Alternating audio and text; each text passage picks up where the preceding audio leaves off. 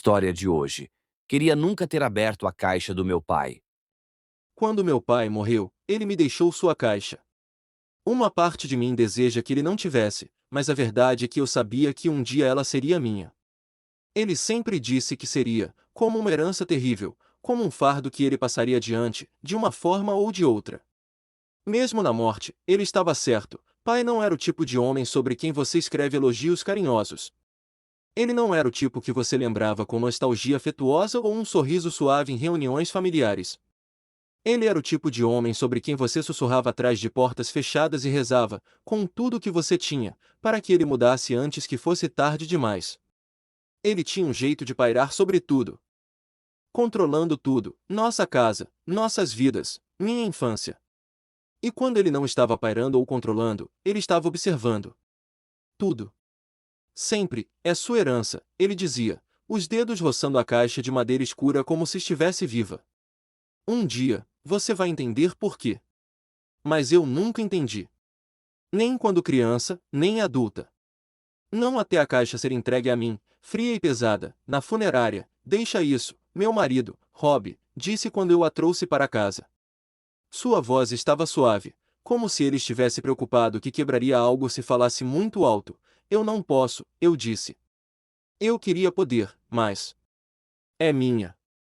Ela ficou na mesa da sala de jantar por dias. Eli, nossa filha de 6 anos, perguntava sobre ela constantemente, seus olhos curiosos brilhando como se fosse um tipo de baú do tesouro. É um tesouro? Ela perguntou, inclinando a cabeça. Não, eu disse muito rápido, um pouco ríspido demais. É só algo que o vovô queria que eu tivesse. Eli não insistiu, mas eu podia sentir seu olhar pairando sobre a caixa. Não era a maneira como ela a olhava, curiosa, inocente, mas algo na maneira como seus olhos demoravam, como se ela pudesse ouvir seus sussurros também. Eu não contei a ela, mas eu podia sentir a maneira como a caixa parecia olhar para ela. Como se soubesse que ela estava lá. Nós nunca falamos sobre isso diretamente. Mas quando o sol se punha e a casa se instalava em seu silêncio usual, sufocante, eu podia ouvi-lo novamente, os murmúrios suaves, quase imperceptíveis, vindo da caixa, puxando as bordas da minha mente. Como uma coceira sob sua pele que você simplesmente não consegue coçar, eu não a tinha tocado em meses naquele ponto. Eu não ousara. Mas todas as noites, os sussurros ficavam mais altos, até que era tudo que eu conseguia ouvir. Meus nervos desfiados como as bordas de um tecido velho, estalando de tensão. Ele não tinha notado, ou talvez ela não se importasse, mas era tudo em que eu conseguia pensar. As sombras cresciam mais longas, mais escuras, e a caixa parecia puxá-las para dentro com ela. Eu comecei a acordar com o cheiro de madeira velha, como algo em decomposição, e eu podia jurar que o ar ao redor dela ficava mais frio a cada noite. Uma noite, os sussurros ficaram agudos, como milhares de agulhas pressionando meu crânio. Eu não queria abri-la, mas eu não conseguia me ajudar. Eu tinha que saber. Eu tinha que saber o que ele me deixou. O que ele deixou para trás. Eu cedi. Eu abri. Dentro havia nada, não vazio, exatamente. O interior escuro parecia mais profundo do que deveria, como se se estendesse para algum vazio sem fundo. Olhar para dentro fez meu estômago se revirar. Mas o que me fez prender a respiração foi o cheiro, fraco, mas inconfundível. Cigarros Hits. Suor e uísque.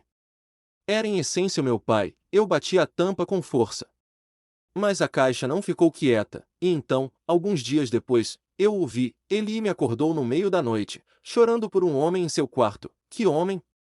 Eu perguntei, ligando a luz, meu coração batendo forte no peito. O de rosto pálido. Ela sussurrou, sua voz quase inaudível enquanto ela apontava para o canto. Não havia ninguém lá, mas quando me abaixei para confortá-la, percebi o movimento mais sutil pelo canto do olho. Uma figura, fina e incolor, desaparecendo no corredor. Então veio o leve cheiro de cigarros, uísque e suor. Eu não podia dizer em voz alta, mas eu sabia.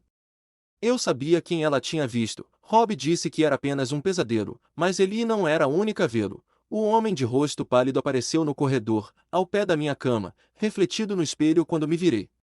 Ele não estava apenas lá, ele permaneceu, seus olhos vazios encontrando os meus, sua presença cutucando algo profundamente dentro de mim.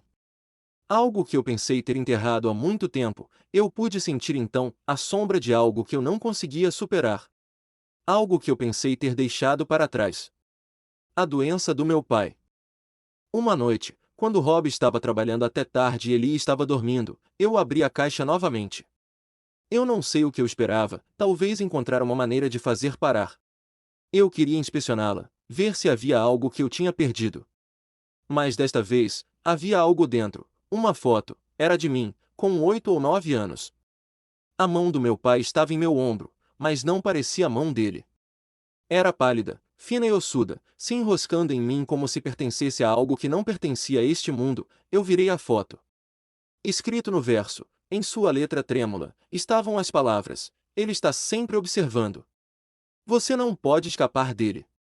A caixa não guardava apenas memórias. Ela guardava um pedaço da doença do meu pai, o peso de todas as coisas que eu não conseguia explicar quando criança, mas que agora sentia com perfeita clareza. O homem de rosto pálido não era um estranho. Ele era a sombra de algo que meu pai havia deixado entrar. Ou talvez algo que ele era. Eli começou a acordar mais vezes, chorando pelo homem em seu quarto. Ele está com raiva, ela disse uma noite, sua vozinha tremendo. Ele diz que eu tenho que ir com ele para um lugar secreto, que não vai doer. Não, eu sussurrei, abraçando-a forte, enquanto o peso das palavras esmagava meu peito. Ele está mentindo. Mas eu sabia a verdade. A caixa não apenas passou, ela infectou. A doença do meu pai tinha sido passada para mim, e agora estava tentando levar minha filha. Naquela noite, eu carreguei a caixa para o quintal. O ar estava frio, e o homem de rosto pálido estava esperando, parado logo além da linha das árvores. Seus olhos vazios encontraram os meus, sua boca se contraindo como se estivesse tentando sorrir. Você não pode destruí-la, ele disse, sua voz como folhas secas raspando no asfalto. Eu não respondi. Em vez disso, eu abri a caixa pela última vez. Lá dentro, eu vi cada momento que eu já tinha enterrado, as vezes que eu tinha me convencido de que eram mal-entendidos ou sonhos. Sua mão no meu ombro, coxa. O silêncio que me disseram para guardar. Eu olhei para o homem de rosto pálido, e pela primeira vez, eu não desviei o olhar. Você não é ele, eu disse, minha voz quebrando. Você é apenas o que ele fez. Sua expressão não mudou, mas algo mudou. O ar ficou mais frio, o mundo ao meu redor quieto e sufocante. Você não pode destruí-la, ele repetiu, cada palavra mais ameaçadora que a anterior. Assista-me, eu disse, minha voz rouca. Eu joguei a caixa na fogueira, molhando-a com gasolina. O homem de rosto pálido se aproximou. Seus olhos vazios arregalados, mas eu não me importei. Eu risquei o fósforo, e quando as chamas se apoderaram da caixa, eu o ouvi falar pela última vez: você não pode queimá-la. Eu olhei para cima.